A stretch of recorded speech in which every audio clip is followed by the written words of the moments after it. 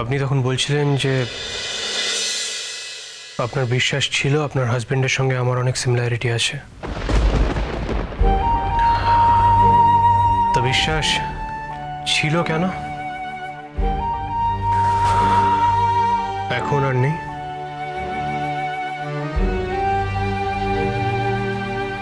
না। কেন? এর মধ্যেই বিশ্বাস চলে গেল? কারণ আছে। আর কি কারণ সেটা বলা যাবে না, তাই তো? আজ বাদে কাল আপনাদের বিয়ে, কি লাভ বলুন একটা আধা পরিচিত মেয়ের জীবনের কথা শুনে? ওই যে বললাম, আপনার প্রতি আমার একটা অদ্ভুত টান জন্মেছে। আপনাকে না দেখতে পেলে আমার ভালো লাগে না, আপনি না এলে আমার মন অস্থির হয়ে যায়। শুধু সেটা কেন হয় আমি জানি না। ব্যাস। দয়া করে এই কথাগুলো আর বলবেন না। এই দেখো বিক্রম, এই আংটিটা কি ব্যাপার? ও এখানে দাঁড়িয়ে কাঁদছে কেন? না, ওর হাজবেন্ডের কথা বলছিল তাই। তোমরা কথা বলো, আমি আসছি। দাঁড়াও মেঘলা,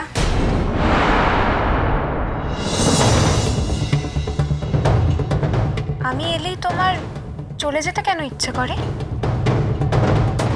এই তো এতক্ষণ আমি ছিলাম না, তুমি তো দিব্যি কথা বলছিলে বিক্রমের সাথে। শুধু তাই না, কান্নাকাটি করে আবার তোমার দুঃখের কথা বলছিলে। কি ভেবেছো তুমি মেঘলা? হ্যাঁ, কি ভেবেছো তুমি? তুমি জানো না আমরা কেউ তোমাকে পছন্দ করি না, শুধুমাত্র বিক্রমের জন্য, শুধুমাত্র ওর জন্য তোমাকে এখানে অ্যালাউ করা হচ্ছে। কিন্তু মাইন্ড ইট মেঘলা, সেটা কিন্তু বেশি দিন না।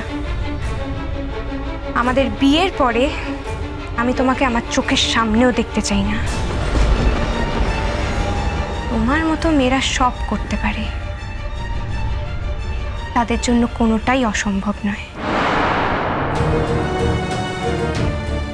সত্যি মেঘলা, তোমার না লজ্জা বলে কিচ্ছু নেই। তুমি দেখতে পাচ্ছ আজ বাদে কাল আমার আর বিক্রমের বিয়ে, কিন্তু তুমি কি করছো? তুমি ওর সামনে এসে কান্নাকাটি করছো, ওর কানের কাছে ঘ্যান ঘ্যান করছো।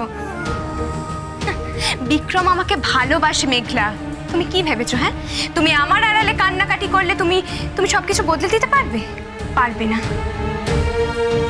একটা কথা ভালো করে শুনে রেখো মেঘলা, আমি বিক্রমকে ভালোবাসি, আর একদিন পর বিক্রম আমার স্বামী হতে চলেছে। ও আমাকে ভালোবাসে।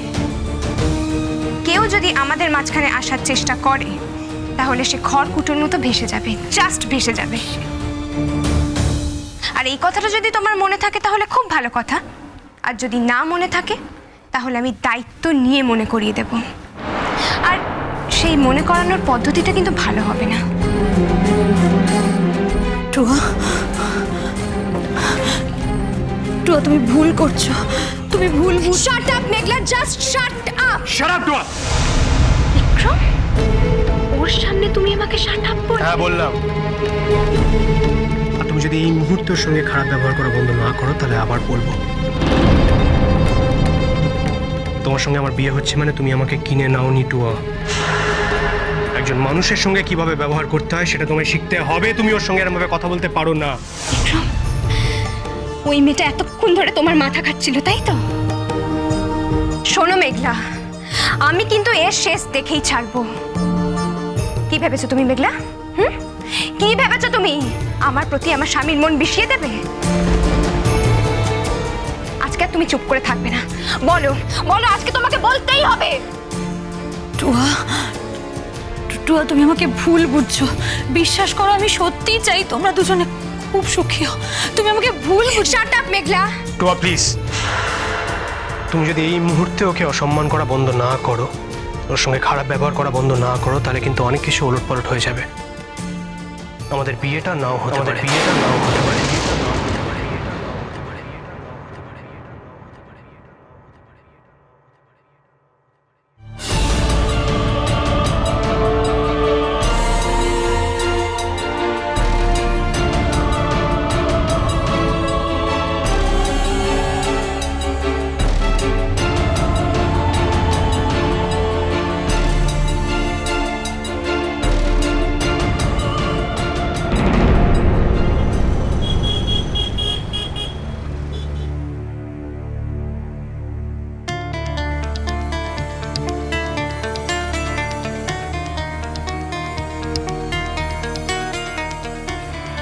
দেখো বিক্রম,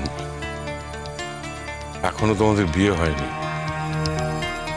এখনই যদি তোমার উপর রাগ করে টুয়া খাওয়া দাওয়া বন্ধ করে বসে থাকে তাহলে তো খুব মুশকিলের ব্যাপার।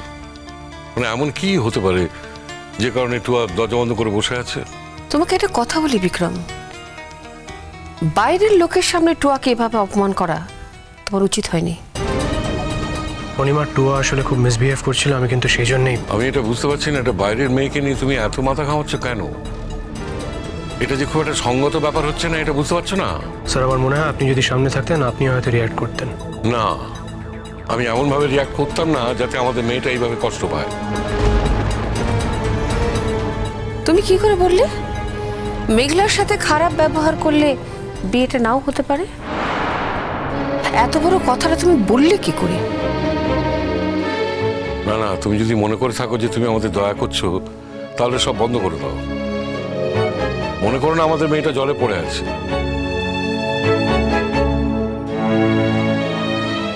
আর তুমি এটাও ভেবো না যে আমরা তোমাকে প্রেশারাইজ করে কিছু করাচ্ছি। আমি কিন্তু একবারের জন্য আপনাদের সে কথা বলিনি। না বলনি ঠিকই, কিন্তু টুয়ার সঙ্গে যে খারাপ ব্যবহারটা করছো তাতে আমাদের এটাই মনে হচ্ছে। টুয়া তো দেখছি তাহলে ঠিক কথাই বলেছিল। চেনা নেই জানা নেই এমন একটা মেয়েকে রাখা তো ঠিক হয়নি। ও আজকে এখানে আছে বলেই কিন্তু এসব সমস্যা হচ্ছে। ওনা থাকলে কোনো প্রবলেমই হতো না। আজ বাদে কাল যার বিয়ে, সে কি করে বলতে পারে, একটা অ্যাটেন্ডেন্টের জন্য কি করে বলতে পারে যে ওর সাথে মিসবিহেভ করলে পরে বিয়েটা ওলট পালট হয়ে যেতে পারে? না না, তুমি এত বড় অপমান টুয়াকে করলে কি করে? শোনো বিক্রম, একটা কথা বলি, টুয়া কিন্তু এভাবে অপমানিত হতে অভ্যস্ত নয়। আমি কিন্তু টুয়াকে অপমান করার জন্য কিছু বলিনি। টুয়া অকারণে মেঘলাকে ইনসাল্ট করছিল, সেটা আমার ভালো লাগেনি, তাই আমি রিয়াক্ট করেছি। হ্যাঁ, হয়তো প্রয়োজনের থেকে একটু বেশি রিয়াক্ট করে ফেলেছিলাম, তার জন্য আমি সরি। ওর যদি খারাপ লেগেই থাকতো তাহলে তুমি ওকে আলাদাভাবে কথাটা বলতে পারতে। তা না করে তুমি একটা বাইরের লোকের সামনে এই কথা বলতে গেলে, এটা কি ঠিক হলো? সরি বলছো, কিন্তু আমাদের সরি বলে লাভ কি? তোমাকে তো টুয়াকে সরি বলতে হবে। তখন মেয়েটা খুব অভিমানী। তুমি খুব ভালো করে জানো বিক্রম, ও তোমাকে পাগলের মতো ভালোবাসে। তাই কাউকে আঘাত করার আগে তোমার একবার ভাবা উচিত ছিল তুমি কাকে আঘাতটা করছো, যে তোমাকে ভালোবাসে। ঠিক আছে মনিমা, আমি টুয়াকে গিয়ে সরি বলছি। আরে তুমি তো আমাদের আনন্দটাই মাটি করে দিলে। আমাদের মেয়েটা পর এমন রাগ করলে যে মেয়েটা খাওয়া দাওয়া পর্যন্ত বন্ধ করে দিয়েছে। এই যে মেয়ে, শোনো, এদিকে এসো।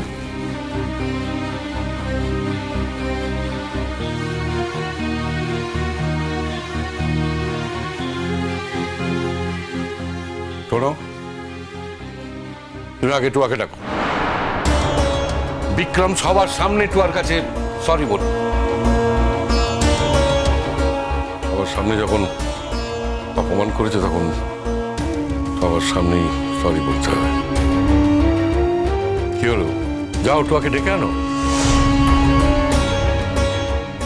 টুয়া, এসো, বিক্রম তোমার সাথে কথা বলতে চায়। টুয়া, আমি তোমাকে ডাকছি, এসো। তুমি এখান থেকে ডাকছো এইভাবে, ও কি আসবে? বিক্রম কথা বলতে চাইছে শুনলেও আসবেই, কারণ ও বিক্রমের জন্য পাগল। আর সেই বিক্রম ওর সাথে কথা বলবে আর ও আসবে না, এটা হতেই পারে না। এই যে মেয়ে, শোনো, তুমি আমাদের কাছে সাহায্য চাইতে এসেছিলে, আমরা তোমাকে ডাকিনি। না না, তুমি বলো, তোমাকে কি আমরা ডেকে এনেছিলাম?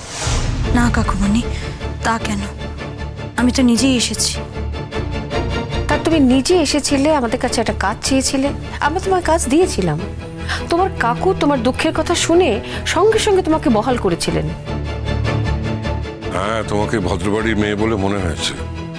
তাছাড়া তুমি একজন ভালো গাইয়ে। আমরা তো তোমাকে টুয়াকে গান শেখাবার কাজও দিয়েছিলাম। আচ্ছা সত্যি করে বলো তো, এতদিনে তুমি কটা গান শিখিয়েছো? নদী